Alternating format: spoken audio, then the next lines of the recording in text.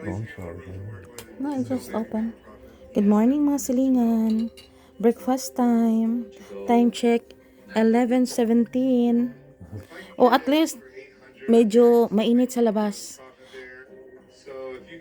It's 51 degree Fahrenheit. So, medyo okay ngayon. Hindi masyadong malamig. Sa loob ng bahay is 69. Ah, breakfast time. Okay, dyan. Ito muna sa atin. Honeycombs. Tapos gusto ko sa kasi sa cereals ko kasi marami naman doon sa si Jan may ground almond tsaka nilagyan ko nito kasi madami pa sa baka si Jan kasi pang one time lang pagkatapos ayaw na niyang kainin, so ako na lang nito kasi sayang matapon. So kain tayo. They like the fan interaction. Matter of fact, towards the end of Stan Laurel's life, he made it his goal to sign off kain po. To read every piece, to answer personally. And I mean, I think that's a really neat thing about them because they were just super fan interactive even back then. Okay. So, are they real? You know, the one thing you have to really be careful, because of the popularity, Punch-Up Star. Because they've been dead for a long time, is that people do forge this stuff pretty frequently. Use the Pro Scope, and I just want to take a look at this one here. Ito ko may almond ba kaya pagkain ko serious parang may manguya pa ako nga mga crispy. Yeah,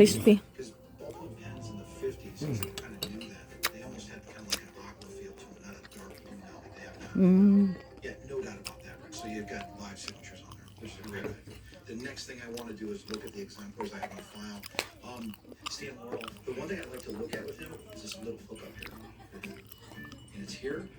Oliver Hardy, he always had like this at the end here, you can see, and did a little doodle, and he drops back down here. Okay. So, they're good? Signatures look great. They match up absolutely perfect. It's a great piece, Rick. So what's it worth? Okay, so based on everything here, and I think the great thing about this is that, you've got two different pieces. You could take this out of here, put it with a photograph, and I mean, these are really minty and nice. Well, okay, so based on everything I've seen here, $1,200 to $1,300. You got it. Good luck. Yeah, cheers. Absolutely no doubt in my mind, Rick's going to want to buy this piece, and he's going to be able to make a lot of money on this. Okay, so what's your best price on it? I'm prepared to sell them separately. There was $650 on that one. $650 on that one. Guys, shout out nga pala ako kay Dorina Bacalso. Dorina Bueno Bacalso. Andyan siya sa Mambaling man yata yan siya dyan sa Cebu. Napakabait niyan. Classmate ko nung high school. Or even nung elementary. Elementary until high school. Pareho kami ng school talaga. Sobrang bait.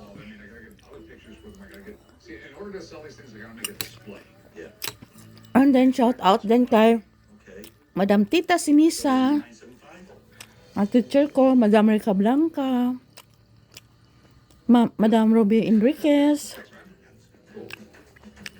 Madam De La Serna, Madam Carla Yap Abakita. Yan mga classmate ko, mga teacher ko.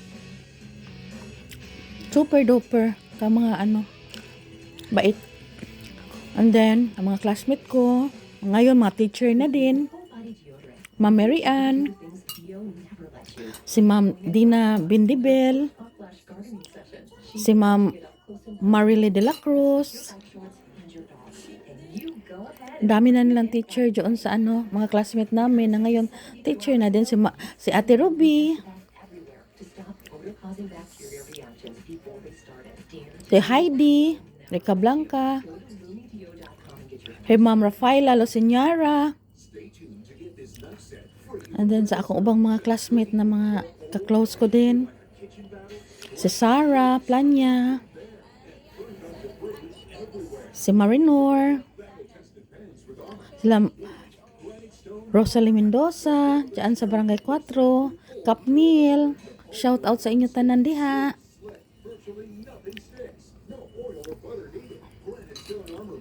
Kailan lang mga bata pa kami since elementary yung iba dyan classmate ko talaga hanggang nag high school kami. Kay Ma'am Rosalie Moniset. Also, hindi ko lang alam kung anong family name niya ngayon. Nakalimutan ko yung ano nila ni Kitchi. Ano yung family name nila? Kay Ingrid Cabanyero, Ferlin Mamarel, mga classmate hanggang ngayon may ano pa, may communication pa kahit papano. Mara Cuevas o Tata Sabanal, nasa Cagayan de Oro siya. Si Marlene Sugsi nasa Dumaguete.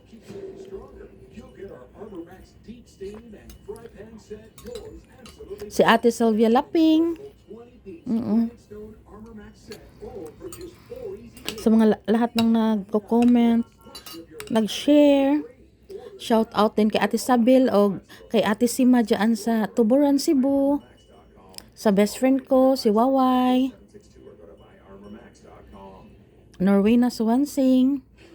Kay Ida, yung friend niya. Kay Lelebet Cuevas.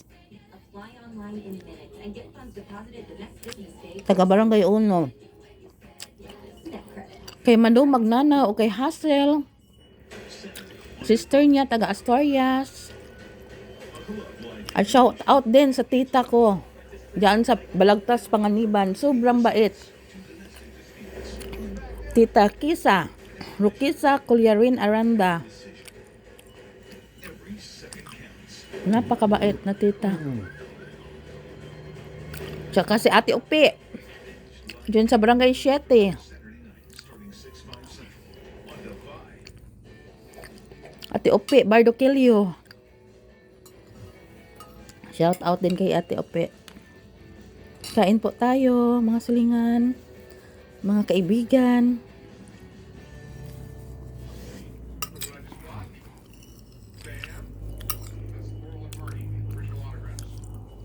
Kay Jisa Ipil, Adanao.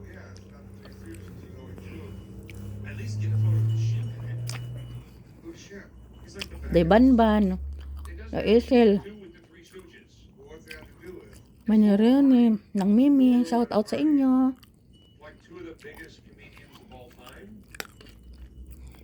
Laurel and Hardy.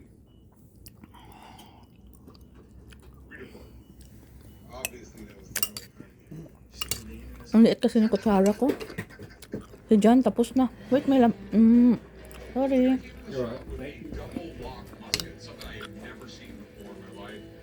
For some reason is convinced that he thinks he can get this thing to fire.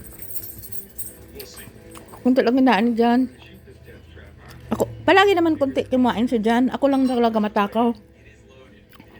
Ang hilig kasi ni Jan, mga matatamis. Lalo't sa gabi, doon siya kumakain na madami. Ngayon, ang taas ng ano niya. Kaya hindi siya kumakain maayos. Taas ng ano niya, sugar. Kumain kami kagabi ng kung ano-ano lang kinain eh. Kumain kami ng parang ice cream cone ba yung parang cornetto sa atin. Pagkatapos, nung nag-live ako, isipan ko mag-live kasi kako umaga dyan, gabi dito, itry ko mag-live. Salamat nga pala kay Day Mideline Mid, nakiano sa live ko taon. Salamat sa kanya.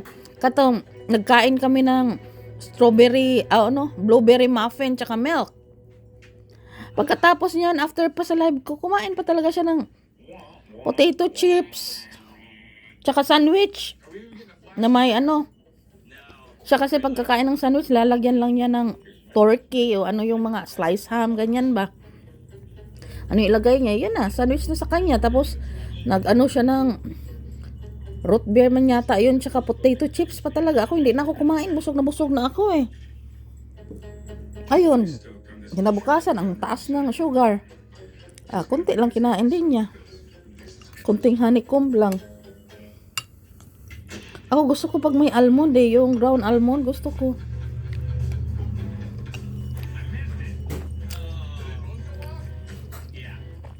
Kahit anong cereals, gusto ko may Lalagyan ko ng ground almond. Kasi marami sa rep na ground almond na ano dyan. Kaya, baka matapon lang din makain ba? Nakainin nila lang. Nuts naman yun, protein.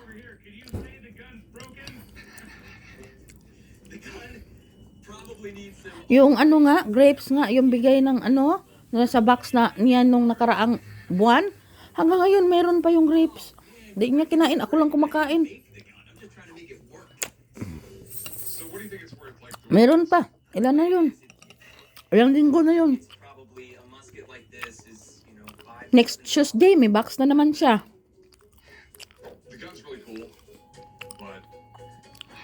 Punta na naman kami doon. May box na naman siya, so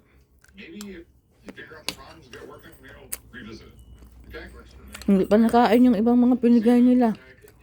At paano? Nagkape na, oh. So, how do you feel about wasting my time, your time, on shop time? I didn't waste anybody's time. This is part of business. You know, deals don't always. We're walking in the desert right now. Ito yung pinanood ko, Pawn Shop Star. Please, just it's been a long day. All right, I've been here with you. I've actually had my phone. So hanggang dito lang muna mga silingan. Kainan ko pa to. Thank you for watching.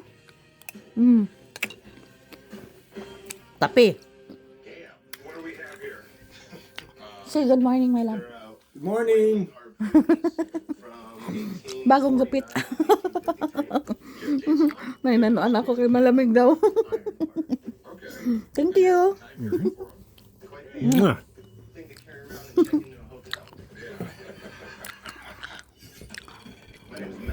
Picture coffee, but I don't know how you want it.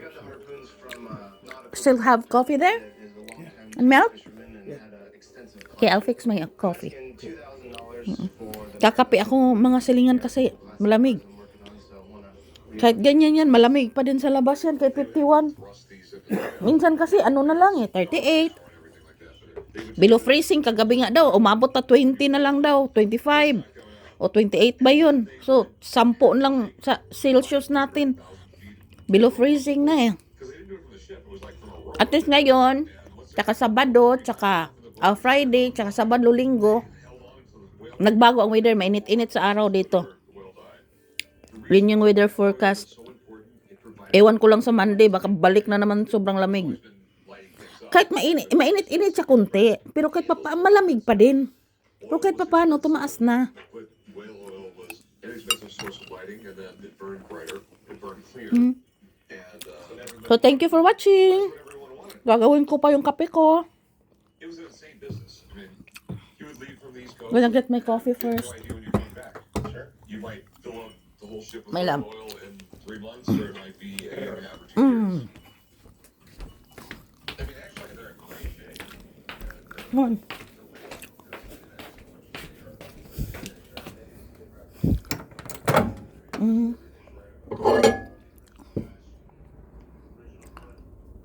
Hindi na mainit You only put little milk of your coffee. You only put little milk on your coffee. Did I not leave you enough? Still have a lot. Oh, I didn't want to take too much because I didn't want you to not have enough. No, I just want little. I'm gonna put there little. Mine's full, Okay. but don't throw it away. No, I will not throw this away, but I want to heat it more. It's not hot. Gusto ko yung kapeng mainit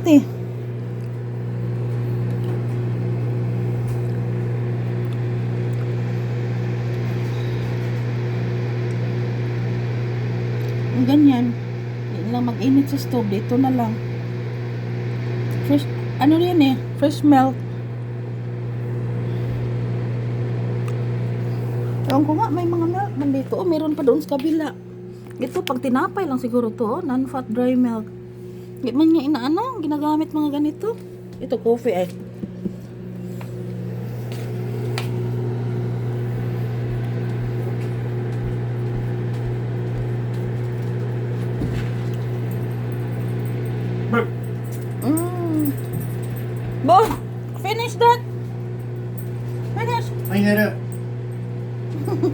doesn't want. Before, when you gave him fresh milk, he really drink it. Bog, you want some? You want my cooking? 1 minute lang kainit na to, konti lang init niya. Ang daming gatas. Ayoko maraming gatas eh. Ayoko dandamihan ng kape kasi masubrahan. Hindi niyan kape, gatas lang. Na, kunti lang yun. The coffee is just very little.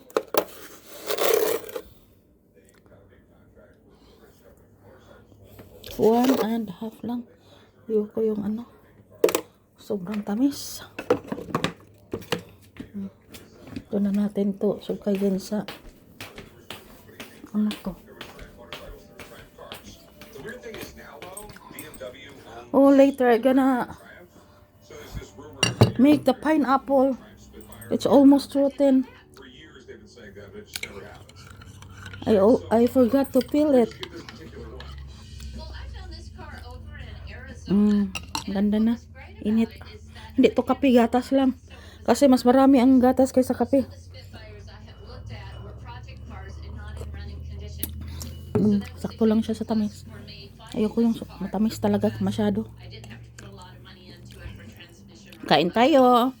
So, sige lang. Palagi na ako nagsabi hanggang dito lang tayo. Hindi pa din. So, thank you for watching. They tend to go for about 6,000. Thank you for your support. Thank you. Love you all. Maybe this